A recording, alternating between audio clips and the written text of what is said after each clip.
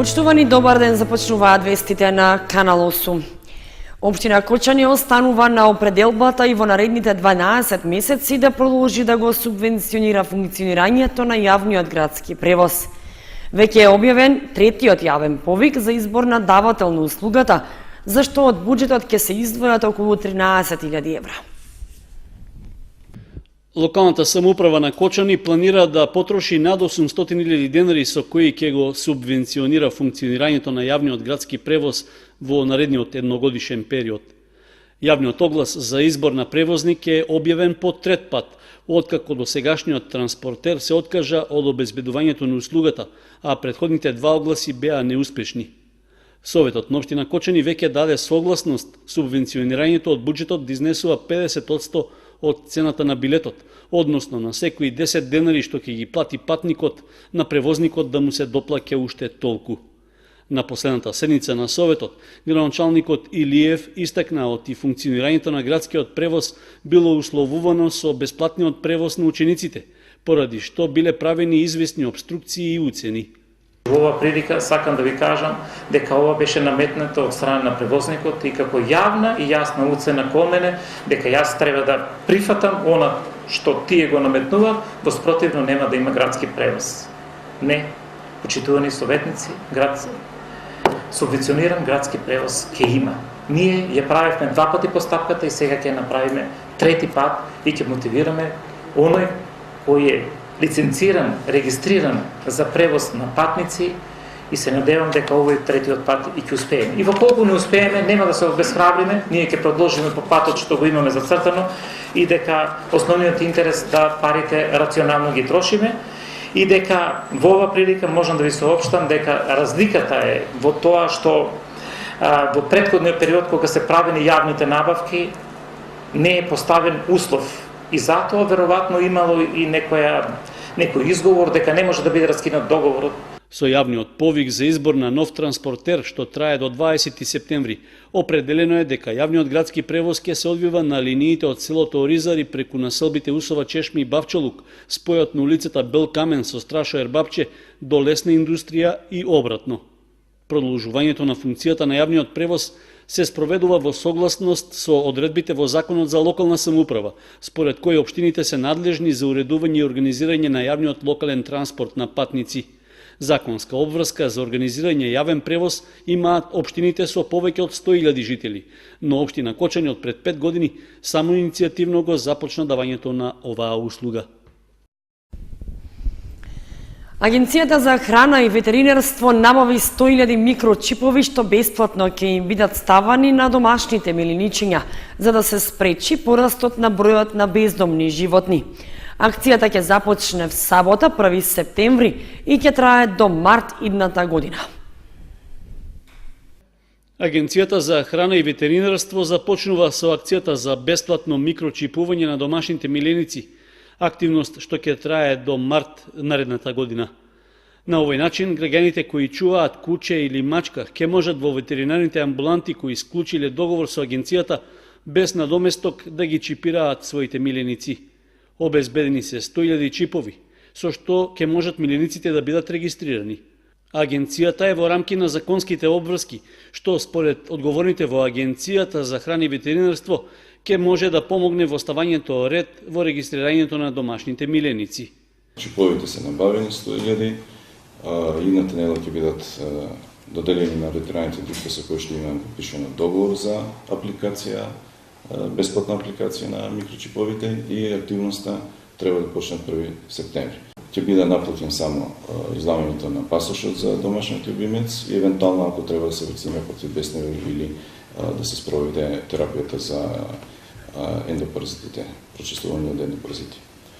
Ова е законска обврска, ќе потсетам, и би сакал граѓаните да го искористат овој момент кога им се донира бесплатно чипот, бидејќи во минатото најголемите забелешки од терен беа дека премногу е скап чипот и апликацијата, па не може да се финански дозволат собствениците. Доколку ја искористат можноста да ги чипираат милениците во рамки на кампањата на Агенцијата за храна и ветеринарство, собствениците ќе треба да платат само 120 денари за пасошот, во спротивно чипирањето ќе чини 800 денари.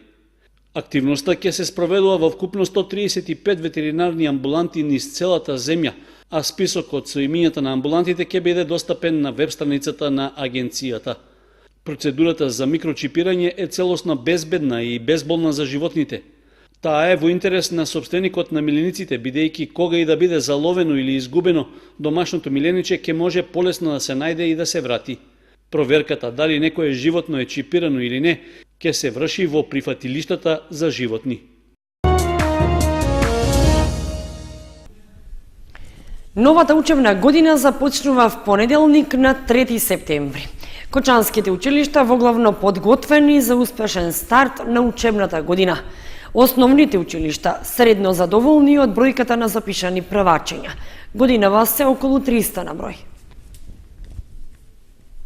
Училиштата подготвени за успешен старт на новата учебна година. Во моментов во сите училишта се врши задолжителна дезинфекција, дезинсекција и дератизација на училишните објекти. И не само со чистењето, туку и варосани се оние објекти каде што е потребно освежување на зидовите на училиштата, а на самиот крај е и подготовката и на планот за работа за наставните содржини, изработка на распоредот на часови, како и подобрување на условите за работа. Училиштето Гошо Викентиев е подготвено за стартот на новата учебна година. Крајните подготовки се во крајна фаза. Распоредот на училиштето е веќе направен. Дефинитивно се добиени конечни решенија во делот на распоредот и подготвеноста во делот на наставниот кадар е завршена. Во однос на тоа дали училиштето е подготвено со останатиот дел, како што се хигиенско-технички услови, бифето и така натаму, да, имаме подготвеност и во тој дел, значи училиштето е исчистено, средено, поминати се сите фитосанитарни инспекции, бифето е подготвено, во тек е изборот на угостител што ќе го преземе, односно економскиот оператор. Можеме слободно да кажеме дека сме подготвени за учебната година. Што се однесува до превозот на учениците, ќе биде организиран, нема да имаме проблеми, евентуално ако се јават на почетокот мали проблеми, ќе бидат санирани во првите 2-3 дена од училишната година. Во делот на тоа како ќе се одвива наставата и планот за одвивање на наставата, имаме мали промени. Имаме најава и од нашите социјални партнери дека ќе ни помогнат во одвивањето на практичната настава.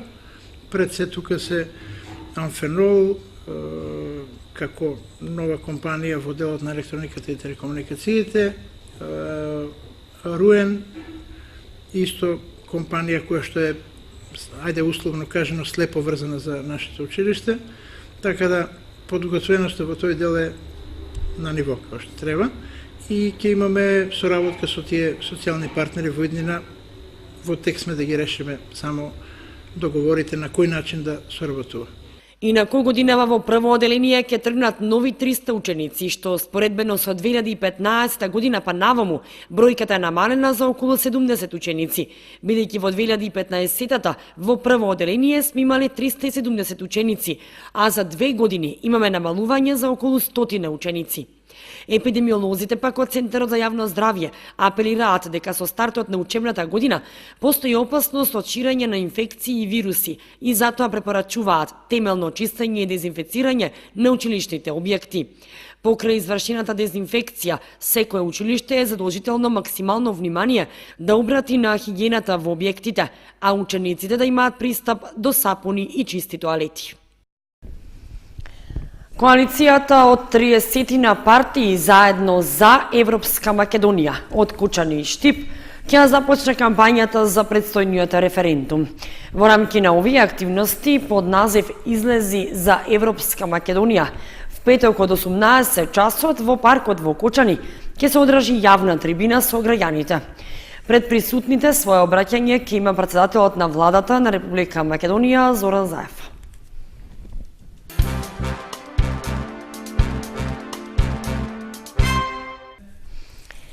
Општина Кочани ги повикува граѓаните да поднесуваат иницијативи според кои ќе се изработуваат урбанистички планови за одредени локации. Повикот во кој ќе можат да се достават барањата трае до крајот на месец септември.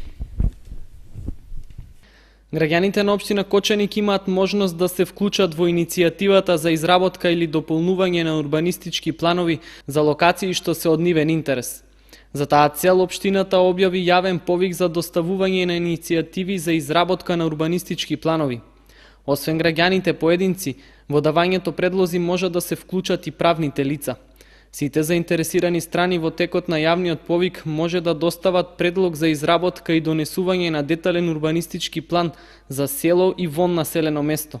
Истото може да го направат преку информацијскиот центар Урбанизам или во писмена форма преку архивата на општина Кочани. Како што е нагласено во јавниот повик, предмет на иницијативата може да биде донесување комплетно нов или пак дополнување и измена на веќе постоечки урбанистички план. За доставените иницијативи сите подносители ќе бидат поодделно известени преку електронскиот информационен систем или во писмена форма. Доколку некој од иницијативите од граѓаните или од правните лица се прифати, тогаш средствата за изготвување на потребната документација треба да ги обезбедат самите подносители. Јавниот повик ќе трае најмалку 30 дена, односно од 31 август до 30 септември. Кочанскиот храм Свети Великомаченик Ѓорги и оваа година ќе организира молебен за успешна учебна година. Годинава ќе се одржи в сабота на 1 септември во 9 часот. В сабота 1 септември во 9 часот во Кочанскиот храм Свети Великомаченик Ѓорги ќе се одржи молебен за учениците за успешна учебна година. За разлика од изминативе години, кога мал број ученици беа дел од молебенот, кој што пред секоја учебна година го организира Кочанскиот храм Свети Великомаченик Ѓорги, во последните неколку години доаѓаат во поголем број. Свештениците очекуваат дека и годинава ќе бидат во голем број заеднички да се помолат за успешна учебна година и успех во учењето. Свештениците на молебенот ќе ги поздрават учениците и ќе им посакаат успешна учебна година. На крајот на сите ученици ќе им бидат доделени распореди за часови со молитва пред и по учење.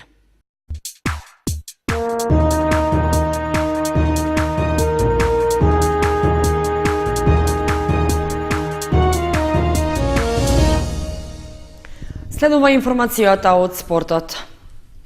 Џудо клубот Гладијаторот Кочани викендов ќе биде дел од Балканското џудо првенство што ќе се одржи во Кавадарци. Ќе учествува со членот на македонската џудо репрезентација Драгана Савева, која што лани го освои 3-то место. Викендов што предстои поточно од 31 август до 2 септември, џудо клубот Гладијаторот Кочани ќе учествува на Балканското првенство во џудо за сениори и сениорки, чиј домаќин годинава е Кавадарци. Од Кочанскиот џудо клуб Гладијатор ќе учествува Драгана Савева, која како и лани, така и оваа година е член на македонската џудо репрезентација за сениори. Оваа репрезентативка лани го освои 3-то место, па од раководството на Кочанскиот џудо клуб велат дека се надеваат на голем успех и оваа година, односно Савева да се искачи на пиедесталот. Инаку оваа година џудистите од Кочанскиот клуб Гладијатор освоија голем број медали и признанија, така што се надеваат на големи успеси и до крајот на годината. 7 медали, од кои 2 златни, освоија на државното првенство што во јуни се одржа во Битола, а 1 месец претходно освоија 5 медали на државното џудо првенство во Прилеп, од кои 2 беа златни, 2 сребрени и 1 бронзен медал.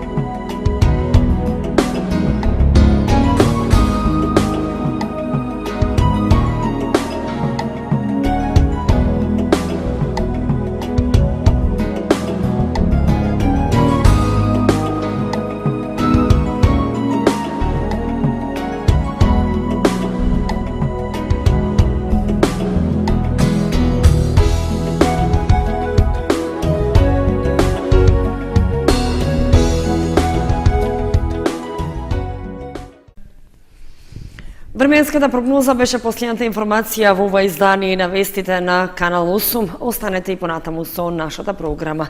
Довидување.